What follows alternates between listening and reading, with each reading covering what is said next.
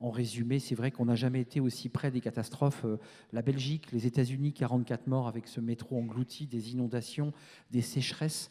On va faire un diagnostic. Je vous présente mes experts. C'est important parce que, je le disais, chacune dans leur domaine respectif sont des spécialistes de très haut niveau sur les sujets qu'on va aborder.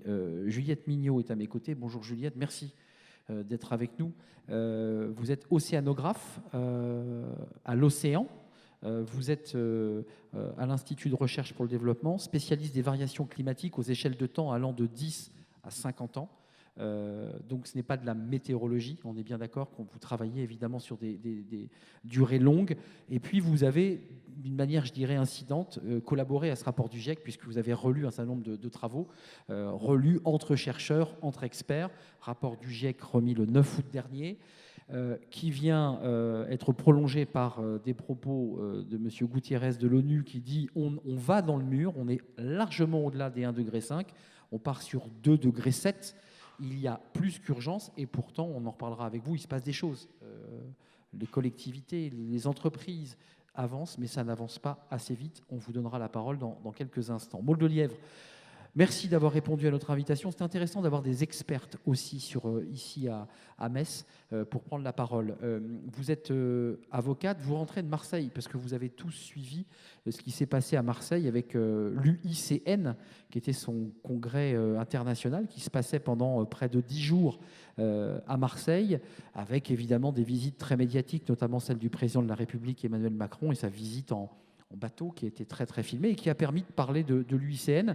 L'UICN, c'est le baromètre évidemment de la biodiversité, mais vous êtes allé un peu au-delà sur ces sujets. Puis je précise, Maud Lelièvre, vous êtes avocate et qu'à l'occasion de cette UICN, vous êtes la présidente française. Vous avez aujourd'hui un siège au conseil d'administration de l'UICN. Vous êtes la seule francophone à siéger dans cette organisation. Rappelons qu'il y avait 1400 représentants à Marseille, des ONG, des États. Il manquait, je crois, les États-Unis, je ne dis pas de bêtises. Les États-Unis et quelques pays, effectivement. Et quelques pays, mais la plupart des pays étaient présents. C'est une organisation incontournable. Et puis, avec nous, notre troisième experte, Sophia Cabège. Bonjour Sophia. Vous êtes chercheuse au pôle climat, énergie et sécurité de l'IRIS. Alors l'IRIS, beaucoup connaissent cette institution, cet institut qui travaille sur des questions géopolitiques, mais plus précisément, vous vous intéressez dans votre observatoire géopolitique des enjeux de changement climatique à ces questions de lien entre climat, énergie et risque de guerre ou adaptation de nos armées, évidemment, à tous ces enjeux. On va en parler avec vous dans quelques instants.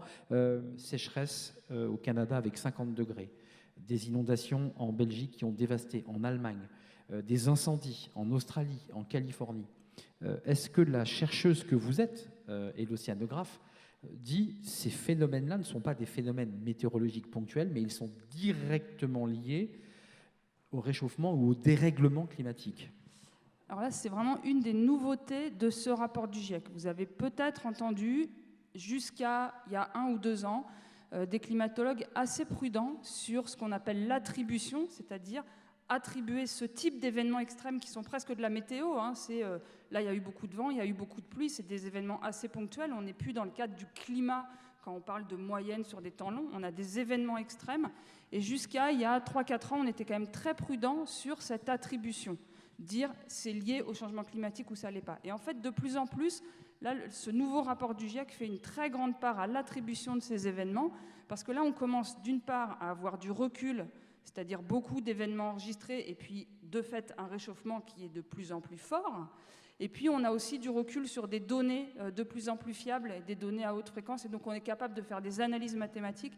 Et donc le fait d'attribuer un certain nombre d'événements extrêmes au réchauffement climatique est un des résultats importants du GIEC. Je vais citer par exemple juste un chiffre qui n'est pas directement dans le rapport du GIEC, parce que le rapport du GIEC a été écrit après, mais la canicule au Canada qu'on a vue cet été, là en début d'été, 50 degrés, 50 degrés, ouais, aura eu 150 fois moins de chances d'arriver en 1850. Donc ça veut dire que dans le climat actuel, elle a 150 fois plus de chances d'arriver d'une année à l'autre. Les choses sont claires, vous le confirmez, on y met un lien direct. Une des nouveautés, c'est que maintenant, on est capable de faire des modèles de climat qui intègrent le système un peu plus dans sa complexité et qui sont capables, par exemple, de prendre en compte que l'océan absorbe une partie du CO2. Donc ça, c'est une bonne nouvelle. On émet du CO2, l'océan est capable d'en absorber. Alors, ce n'est pas une bonne nouvelle pour tout le monde, notamment pour un certain nombre d'écosystèmes marins.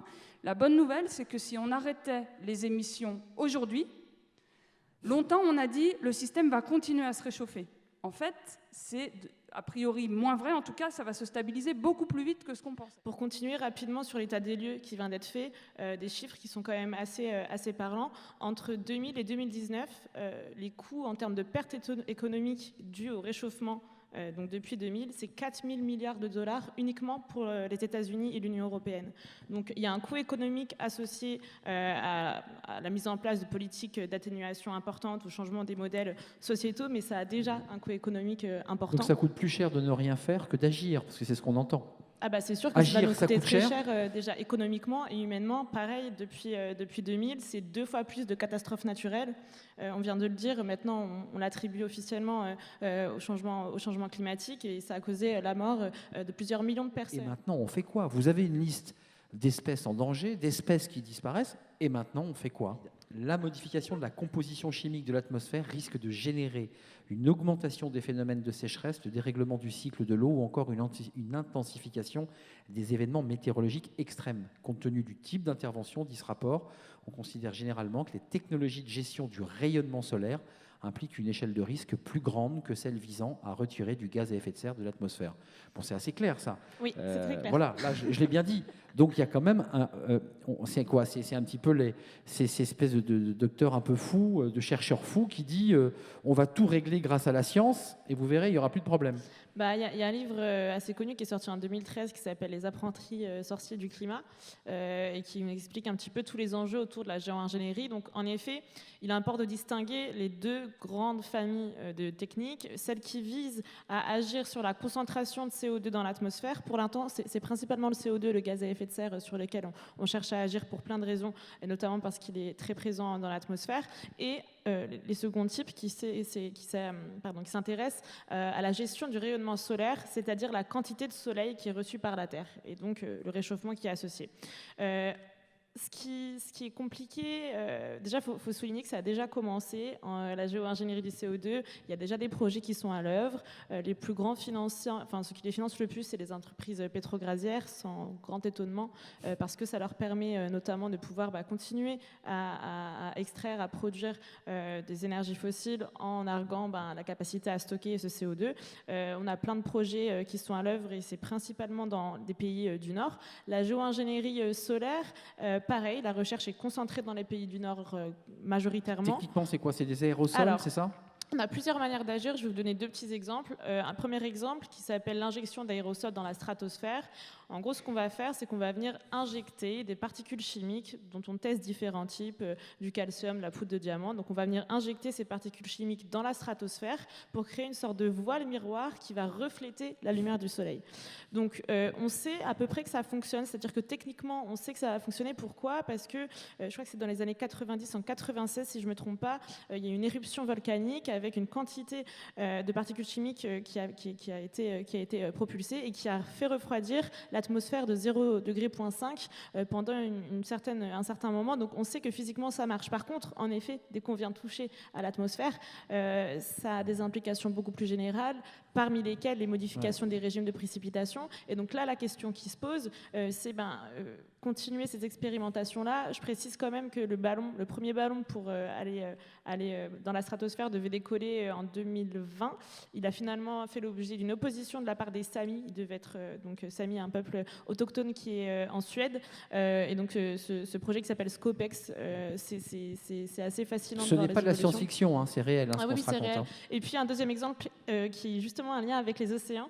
C'est le blanchiment des nuages marins. Ici, l'idée, en fait, c'est de venir, pareil, injecter des particules chimiques dans les nuages qui sont situés au-dessus des océans, de manière à augmenter leur capacité réflective. Juste un mot sur la gouvernance, parce que, pour le dire simplement, et après on fait quoi?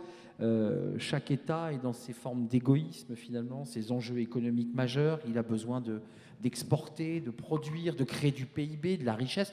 Tout ça sont des logiques économiques qui ne sont pas contestables. Comment on invente quelque chose qui... Alors certains évoquaient une gouvernance mondiale, on a déjà l'ONU, mais est-ce qu'il faut inventer une gouvernance sur ces questions d'écologie, de transformation écologique? Sophia Cabet, je vous vois vraiment motivée par cette question. En fait, j'ai travaillé pendant longtemps sur la gouvernance climatique et notamment les négociations internationales. Bon, déjà, il faut rappeler que la COP26, c'est quand même un moment qui est assez important. Parce Glasgow, hein. Ouais, celle de Glasgow, absolument. Bon, elle a été déjà retardée d'1 an, donc on a perdu du temps, mais elle est importante. Pourquoi? Parce que, comme on le disait, en fait, dans le cadre des accords de Paris, on demande à chacune des parties de soumettre une feuille de route. Cette feuille de route, elle doit être révisée à la hausse, donc elle doit toujours être plus ambitieuse tous les 5 ans, et donc ça devait être en 2020. Donc cette année, on attend en effet de nouvelles feuilles de route des différents États, et je pense qu'on a tous remarqué les différents engagements autour du monde à la neutralité carbone, neutralité climatique à 2050, et ce qu'il va falloir regarder, c'est pas forcément cet engagement-là, parce que ça c'est à long terme, mais c'est plutôt les engagements à 2030, donc à plus courte échéance. Ce qu'on essaie de défendre au maximum, c'est l'enjeu de la coopération, elle est là la clé, que ce soit sur les aspects sécuritaires ou d'autres, les aspects de gouvernance climatique tout simple. On a besoin de coopérer, on a besoin de le faire ensemble. Un seul État ne pourra pas à lui tout seul réussir à atténuer les émissions d'une telle manière qu'on réussira à contenir le réchauffement. De la même manière que le changement climatique est un phénomène global, la réponse doit l'être aussi, mais en effet, on a des caractéristiques spécifiques à chacun des États, mais comme je le disais tout à l'heure... Et des régions, même Et des quasiment. régions, bien sûr. Il y a un coût économique et politique important à mettre en place des politiques climatiques ambitieuses. On le sait pour différentes raisons, mais il y a des coûts économiques et politiques très importants si l'on ne fait rien et si on ne le fait pas rapidement. Donc l'enjeu de l'atténuation est crucial. Pendant le congrès de l'UICN, on a ouvert les portes à une nouvelle catégorie de membres qui sont les collectivités locales. Et moi, je crois beaucoup que les villes, les grandes villes, les régions sont des acteurs absolument fondamentaux pour mettre en place les politiques. D'abord parce que souvent, on peut compter sur l'avis du maire pour avoir un bon diagnostic. Après, il peut être plus ou moins intéressé par les questions d'écologie, mais je pense qu'on a aujourd'hui un mouvement, notamment en France, de maires qui savent bien que les conséquences sont directes sur leur territoire. Ils les voient, ils les constatent, ils les gèrent en tant que maires. Et puis, on peut compter sur eux pour mettre en place ces plans.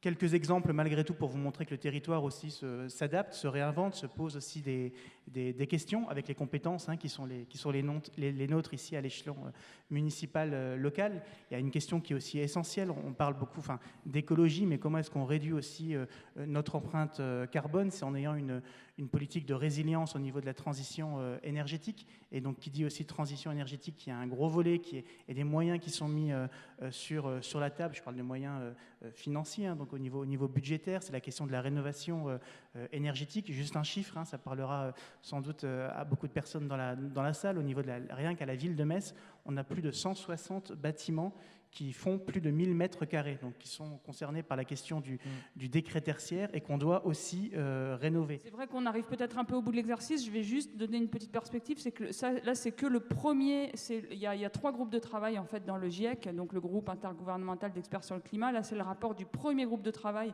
qui donne les fondements scientifiques.